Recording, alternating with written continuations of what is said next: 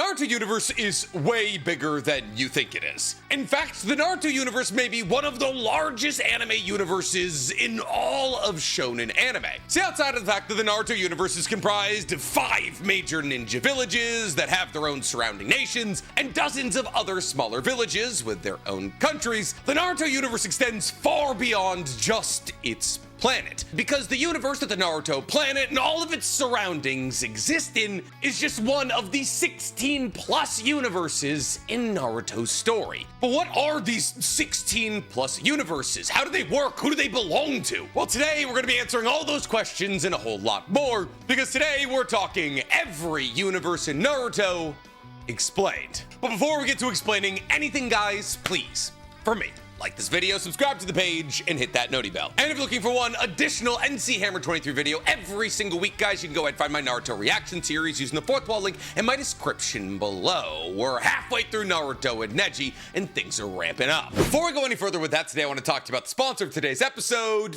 Free Cash. Free Cash is an online platform where users from all across the world can sign up for free and make money by playing mobile games online. Yeah, you heard me right. You can play mobile games from a bunch of different categories and earn money. Listen, I know a lot of you are out there probably playing video games for free. Some of you are probably even paying to play video games, but not on Free Cash. And if being paid to play video games sounds too good to be true, don't listen to me. Listen to the 4.8 stars out of 5 on Trustpilot after 250,000 reviews that Free Cash has. I personally have been obsessed with dice streams recently. I've been rolling dice, raiding my friends' kingdoms, and building my own empire. Some call it luck, I call it skill. Whether it's dice streams or Disney's Solitaire, I've been stacking up cash just by gaming on Free Cash, simply by playing while watching TV or traveling or just when I have nothing else to do. And in order to maximize how much I was earning while gaming, I made a few in-app purchases to speed up my progress. And rather incredibly, I got cash back for that. And when I finally build up enough money in my Free Cash account, it's time to cash out. Free Cash pays out directly to a PayPal account, and then you can use that money however you want. So what are you waiting for? Try out Free Cash for yourself today. If you scan the QR code on screen right now or click the link in my description, you will get a $5 bonus to whatever offer you start first on Free Cash. And don't worry, if you're in a different country, your interface might look a little bit different than mine, but they all work exactly the same. There's also a referral code in Free Cash, and every friend that you get to sign up gets you paid. So if you've ever wanted to support me for all the free content I pump out for you, maybe consider signing up using my referral code, which you can find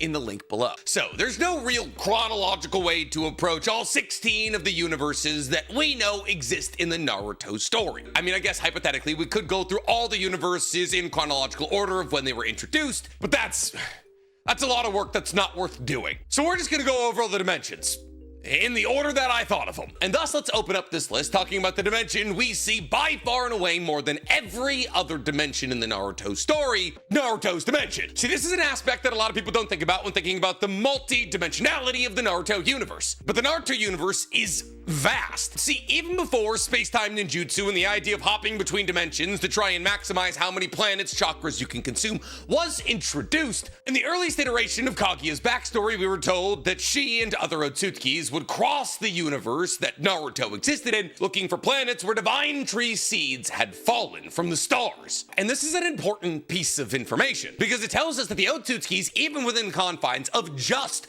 Naruto's universe, have been scanning for viable planets to consume for thousands of years now. And Naruto last showed us that sentient life can survive on other terrestrial bodies like the moon, implying that there's really no reason that there isn't life on other planets in Naruto's dimension alone. See, because people often assume that because the Otsutskis use Yumatsu Hirasaka, a space-time ninjutsu technique known by all Otsutskis that allows them to not only pop from one spot in the same dimension to another spot, but also allows them to travel between dimensions, that all of the planets that people like Momoshiki and Ishiki have consumed the chakra of must exist in different dimensions. But that doesn't necessarily have to be the case. Well, yes, it is known that not only do the Otsutski pop between dimensions all the time, so much so that Naruto had to tap into his 6 past chakra and Sasuke into his 6-tome Rinnegan in order to track the movements of Kaguya in their fight against her, but also it's known that the Otsutskis have their own personal dimensions that they're able to sometimes rip to their locations should they have a Rinne Sharingan. But just because the Otsutskis are dimensional travelers does not mean that all of the consumption of planets that they've done has been in separate dimensions. And while we've never necessarily explored out of Naruto's iteration of the Earth and the Moon in terms of Naruto's dimension, that does not mean that it is not the vastest dimension that we've probably ever seen. Especially when you consider the fact that what we've seen out of the Naruto universe in terms of the planet and the moon is actually double the size in reality. But what am I talking about? See, while we as viewers are able to see Naruto's world and the moon and go, oh, okay, these are terrestrial bodies that exist inside of Naruto's dimension, that isn't all that exists inside of Naruto's dimension. And I'm not even talking about other planets. Well, I can say, kind of am, but not in that sense, the sense that you're thinking of. See, because in Naruto's dimension, there is not only visible and easy to interact with terrestrial bodies like Earth and the Moon, but also invisible planets. See, we learned from Madara's specific Rinnegan ability, Limbo Border Jail, that in coexistence with the physical world, there is an invisible and usually imperceptible world known as Limbo. And while for the most part nothing exists in Limbo, it does exist directly on top of Earth. And therefore those who are able to access Limbo, like Madara, are able to project beings into the Limbo world that are able to interact with beings in the physical world. And it's for this reason that Limbo can't be considered another dimension, on account of the fact that beings in Limbo can very easily interact with beings on Earth. Now you could just say this is a multi-dimensional attack from Madara, and that wouldn't be inaccurate, I guess, if you wanted to consider Limbo a dimension. But by its own definition, Limbo is an invisible world that coexists with the regular world. And while the beings of the Limbo world are imperceptible and invisible, that does not mean they're not physical. This is why Madara's Limbo clones are so incredibly dangerous, as those who are fighting against them, if they don't have a 6-to-a Rinnegan or 6 paths chakra, are simply fighting against untrackable, invisible foes who are just as powerful as the iteration of Madara they can see. While there is a fair to decent possibility that Limbo only exists in conjunction with Earth, there is also a possibility that every single terrestrial body in Naruto's universe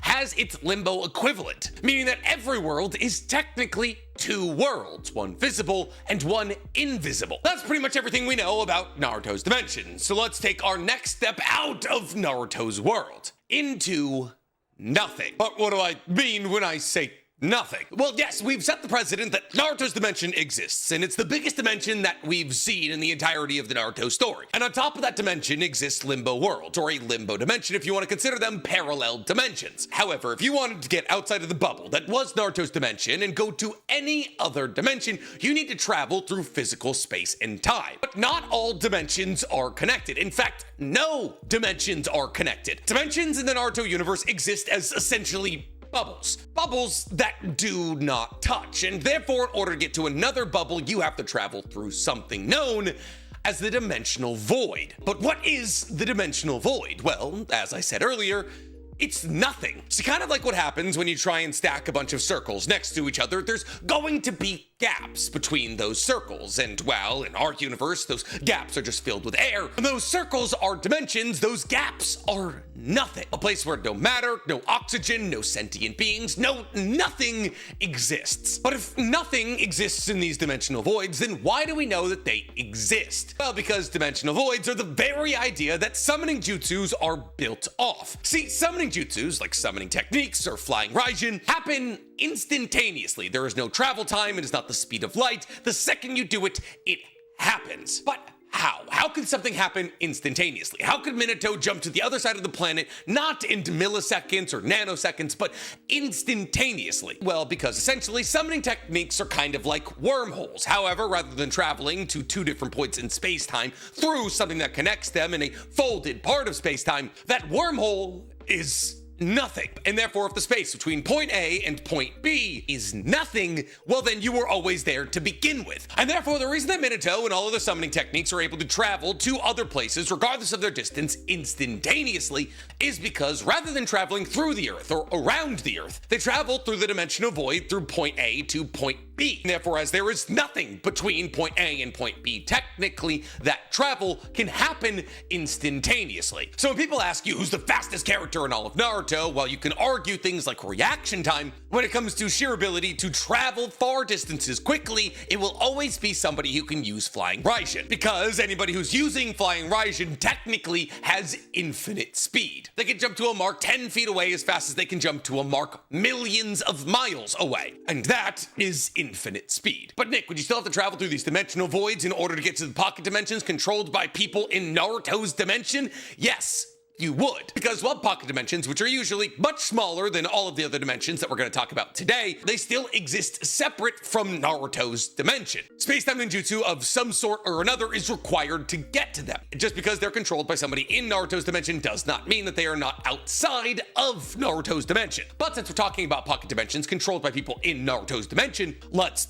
talk about it. So far as I can understand, there are roughly 5 pocket dimensions that are controlled by people in Naruto's dimension. And those 5 dimensions are Hell, the Underworld, which are canonically maybe different places, Realm of Drunken Dreams, Kamui, and the Daikokuten. Let's go over the 3 of those 5 that we understand best first, and then work our way to the idea of the afterlife. So from most recent pocket dimension to least recent pocket dimension, the first that we're going to talk about is the Daikokuten. Now the Daikokuten is a technique of the Kokugan, the 8-spoked wheel dojutsu that Jigen, Ishiki, and Kawaki all have. Through its usage, anything shrunk by Sukuna Hikona, which is the other ability of the Kokugan, can be tucked away into the Daikokuten, a pocket universe completely controlled by the Kokugan wielder, where time does not flow. Meaning anything shrunken by Sukuna Hikona and tucked away in the Daikokuten does not experience the flow of time. Which means glasses of wine that are put away in this universe will be exactly the same as when they were put in, and in the case of Kawaki, who's seemingly the only person who's able to seal other people inside of the Daikokuten, those who are sealed inside of the Daikokuten will not age at all. And this ability is broken. The user of the Kokugan's ability to pull objects out of this dimension happens at such a speed that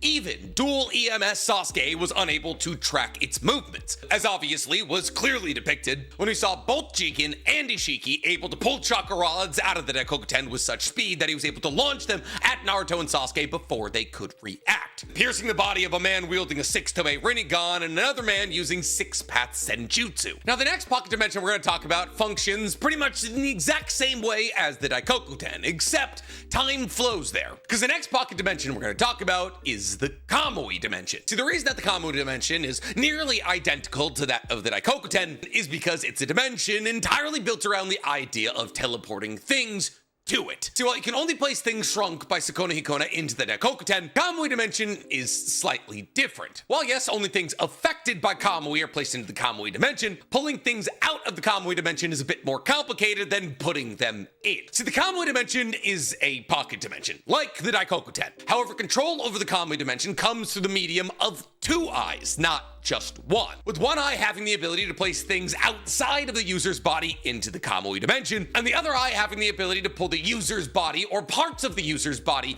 into the Kamui dimension. Now obviously, because the 2 Kamui eyes were split up between Kakashi and Obito, Kakashi was granted the ability to teleport things or entire people to the Kamui dimension, while Obito was given the ability that made everybody believe that he was intangible. But in actuality, he was just using the Kamui to teleport parts of his body that were about to be struck by somebody else to the Kamui dimension temporarily. An ability that Kakashi actually learned how to exploit in chapter 594, I think. He told Naruto to attack Obito with Rasengan, but when Obito teleported the part of his body away that was going to be hit by said Rasengan, Kakashi used his Kamui to teleport away the Rasengan, sending it into the Kamui dimension so that it would hit the part of Obito's body that was sent away. And inherently, this is one of the weaknesses of Kamui. If you're trying to use Kamui to be intangible, parts of your body just keep appearing in the Kamui dimension. And if, say, hypothetically, you cast somebody into the Kamui dimension who wants you dead, because time still very much flows there, they could sit there with a kunai and try and stab all of your vital organs while you send them to their location. But also, this is what makes Kamui so terrifying. See, because being sent to the Daikokuten is not a death sentence. In fact, it's quite the opposite. But if you don't have space-time ninjutsu, being sent to the Kamui dimension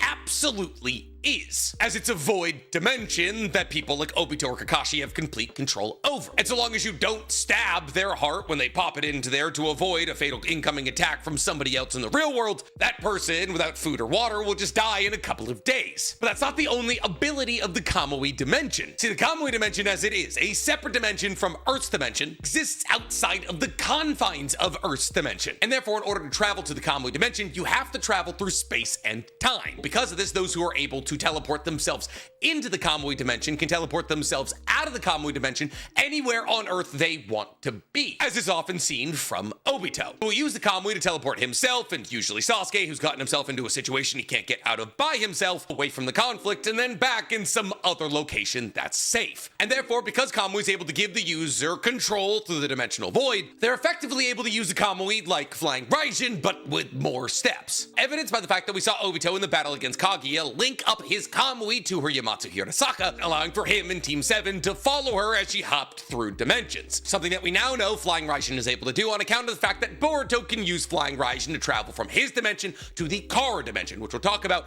eventually. But before we do, let's talk about the last of those 3 pocket dimensions we mentioned earlier, with the realm of drunken dreams. Now, as to whether or not the realm of drunken dreams is actually a pocket dimension is a contentious topic. Because, well, yes, it makes sense to say that if a soul is being trapped away inside of an inanimate sake gourd to live in something known as the realm of drunken dreams for all of eternity, then that the inside of that sake gourd is in actuality a pocket dimension. The realm of drunken dreams is never referred to as a separate dimension. Rather, it's stated that those who are pierced by the sword of Totsuka have their souls separated from their body and are cast into an internal genjutsu inside of the sake bottle, where they feel as though they're spinning for the rest of time. That is to say, they're placed under a genjutsu that makes them feel as though they're trying to lay down while blackout drunk. Now, does that mean that inside of the sake gourd is a pocket dimension? No, not necessarily. We have seen tons of spaces in the Naruto universe that defy logic, like the toad stomachs that Jiraiya is able to summon at will. With a lessened understanding of exactly what was happening here with these toad stomachs, it wouldn't be crazy to assume that these were also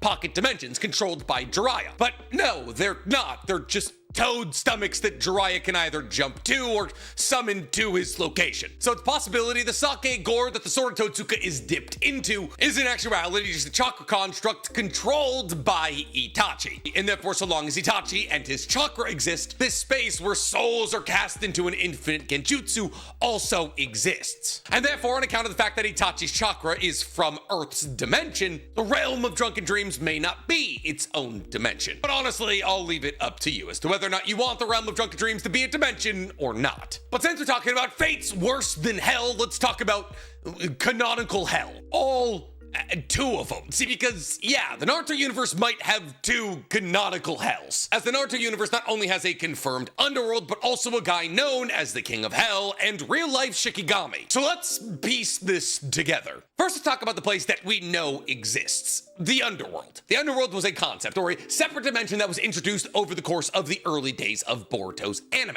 Now, I say Boruto's anime because the underworld was introduced through the character Nue, also known as Sumere's summoning. Now, while Nue has never technically been shown in Boruto's manga, Nue's existence has been lightly hinted at in chapter 28 of Two Blue Vortex, when Sumere is handing over Boruto's new and reforged Kusanagi blade to him, where she hints at the idea that a special kind of material has been compounded into the katana, which is most likely material taken from Nue. However, even though Nue has never been shown in Boruto's manga, Nue is canon. Nue's arc, which happens at the very, very beginning of Boruto's anime, is an adaptation of one of the first 4 Boruto light novels, and therefore, in the same sense that when we saw Itachi's backstory through the medium of what some people identified as the greatest filler arc of all time in Naruto, that was actually a canon arc because it came from the light novels. Anyways, over the course of Nue's arc, we learn a lot about Sumere, her father, Tanaki, and his research into the Gozu Tenno, a portal essentially between the underworld and Earth's dimension that allows for him to summon beings from the underworld, and more specifically, Nue, a being created out of Hashirama cells that resides in the underworld. And while Nue is the only creature that we've ever seen canonically exist in this underworld, it is implied that other beings, at least prior to the destruction of the Gozu Tenno, used to live there. But the underworld may truly only house Nue, as while the word underworld and hell are used kind of synonymously in English, they could be used separately in Japanese. But Nick, some of you were saying, we've never seen hell in the Naruto or Boruto universes, and you're right. we haven't. What we have seen, however, are things like the King of Hell, a deity, and yes, that's how it's referred to, that supposedly has control over life and death. Now, the King of Hell, that is, say, the controlling of it and the summoning of it, is an ability of the Naraka path of the Rinnegan. And the King of Hell is one of, if not the most useful, out of all of the paths of the Rinnegan. See, not only is the King of Hell the perfect interrogation tool, as it grabs the tongues of the people that are either being questioned by the Naraka path or just a Rinnegan user, and if those people lie, the King of Hell just simply kills them immediately. But if they tell the truth, well, they're put into a vegetative state forever. But also the Naraka path or the King of Hell have the ability to heal all 6 paths of pain, from even the most critical of injuries. On top of this, the King of Hell holds on to all of the souls that are extracted from the human path, which is why the King of Hell fired out all of the souls of those killed by Nagato's almighty push back to their bodies in Konoha. And thus, it seems as though that the King of Hell is actually a deity with control over life and death. And as it's called the King of Hell, we really have no reason not to believe that that King of Hell is actually the King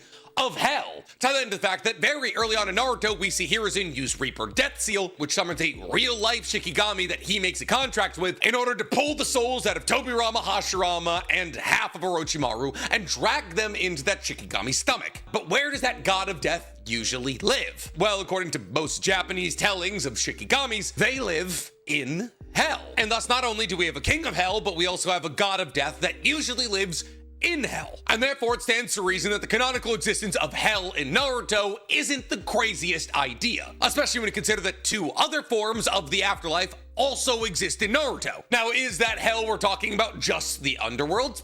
Maybe, but also probably not. But now that we're talking about canonically existing afterlives in the Naruto universe, let's talk about the ones that we've actually seen. Those being Limbo and the Pure Lands. Now, some of you are thinking, wait, Nick, didn't we already talk about Limbo? Yeah, we did, kind of. There's 2 Limbos. There's Madara's Limbo, and then there's Sakamo's Limbo. Now, Madara's Limbo, indivisible planet that exists alongside Earth. Sakamo's Limbo is like purgatory, which I guess we could have just called it this whole time, and that would have led to significantly less confusion, but here we are. Now, Sakamo's Limbo, or Purgatory, is another one of these dimensions that we don't know a whole lot about. We just know that after Kakashi died, in his battle against the Deva Path, his soul traveled to a place where his father was waiting for him. And in this place, all we see is Sakamo sitting alone at a fire. Now, the reason that Sakamo was sitting in this dimension alone, and has been ever since his death, is because he took his own life, and he died with regrets. And therefore, not until he can talk to Kakashi again, and hear Kakashi say that he doesn't blame him for what he did, and he's not angry at him, was Sakamo able to pass on to the Pure Lands, where he would be able to see Kakashi's mother once again. Now, this implies that this purgatory is a separate dimension from the Pure Lands, a place where those who die with regrets wait until they're able to talk to the people that caused those regrets again. And while different people's purgatories could look different from Sakamo's, the only iteration of purgatory we've ever seen was with Sakamo. But seemingly, this is a place that every single soul probably goes through in their journey to the Pure Lands. Which brings us to our conversation about the Pure Lands, or Ninja Heaven. Now, the Pure Lands is an idea directly stolen from Buddhism. It's like Buddhist heaven. Once you go through all of the cycles of reincarnation and eventually get the top score, you get to go to the Pure Lands. However, it's a lot easier to get there in the Naruto world. See, if you die in the Naruto world, if you're a good guy or a bad guy, your soul goes to that of the Pure Land, a separate dimension where you live with all the people that you lived with back when you were on Earth, but this time as a soul. Now, we know that you live with the people that you lived with back on Earth because Sakamo tells us that he's finally going to get to see Kakashi's mother, who died either during Kakashi's childbirth or when he was very young. Ties into the fact that we see Rin and Obito meet each other in Purgatory and then head off to the Pure Lands together, and it seems though the Pure Lands are just life part 2, but this time there's no conflict and you don't age, which kind of makes the idea of existing in Naruto's dimension kind of pointless. Oh, Nick, but don't the bad guys get sent down to hell? Hope we know that only people whose souls reside currently in the Pure Lands are able to be brought back with Edo Tensei. And you know who's brought back using Edo Tensei? The Seven Swordsmen of the Mist, the Otsutski, Hanzo the Salamander, basically every bad guy in the history of bad guys. Now you could try and make the argument, oh Nick, but all of the people you just described were just lost heroes. The Seven Swordsmen of the Mist were just fighting for their nation. The Otsutski were just trying to fight to make a better world. The only genuinely bad guys like Danzo were never brought back. But the reason that Danzo wasn't brought back back to life is because he exploded his body with a cursed seal the second that he died. Brother Rasa is brought back to life. He is evil, and thus seemingly the only ways you don't end up in the Pure Lands is either if you die with regrets, like Sakamo, or if your body is brought to some other dimension, possibly like hell through the Reaper Death Seal, which is why until Hashirama, Tobirama, Hiruzen, and Orochimaru's arms were released from the belly of the Shikigami, none of them could be brought back using Edo Tensei. The same can be said for Minato. Now, those who are brought back using Edo Tensei have no memory of their lives in the Pure Lands, which is why with all of the Hokages who undoubtedly met each other in the Pure Lands are all summoned back to Earth, none of them recognize each other. Well, at least Hashirama and Tobirama don't recognize Minato. However, on account of the fact that the Pure Lands are technically their own separate dimension, does that mean people with space-time ninjutsu could travel to the Pure Lands?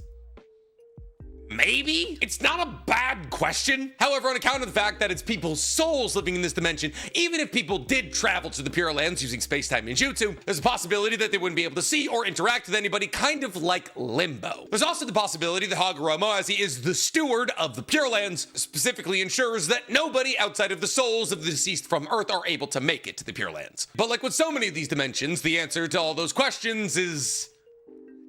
But enough with all these quasi-dimensions. Let's talk about real, actual, separate dimensions from Earth's dimension. Like, for example, the Cara dimension. See, the Cara dimension is a separate dimension where Cara and their Otsutski overlords do all of their preparation for their attacks on Earth's dimension. And the reason that it's called Kara's dimension is because it's the dimension where Kara's hideout exists. Now, as the Cara dimension is a separate dimension from Earth's dimension, you either need Shinjutsu, like the Claw Marks, or space-time ninjutsu, like Yamatsu Hirasaka, to access it, meaning you would need to know the dimension's location in order to jump to it. However, if you have neither of those things, there are also portals scattered about Earth's dimension and the Cara dimension that are connected to each other that allow for travel between the two dimensions. Now, as to who built those portals and how they work, probably Amado, probably a derivative of a Shinjutsu. But in this barren wasteland of a dimension, not only does Kara's hideout reside, but also there resides 3 carvings for the 3 Otsutski pairs that have come to conquer Earth. Momoshiki and Kinshiki, Kaguya and Ishiki, and a 3rd destroyed pair, which is most likely in reference to Shibai and his lower ranked Otsutski. Now, this dimension is special on account of the fact that it can be moved. Yeah, the coordinates of the Cara dimension can be shifted by members of Cara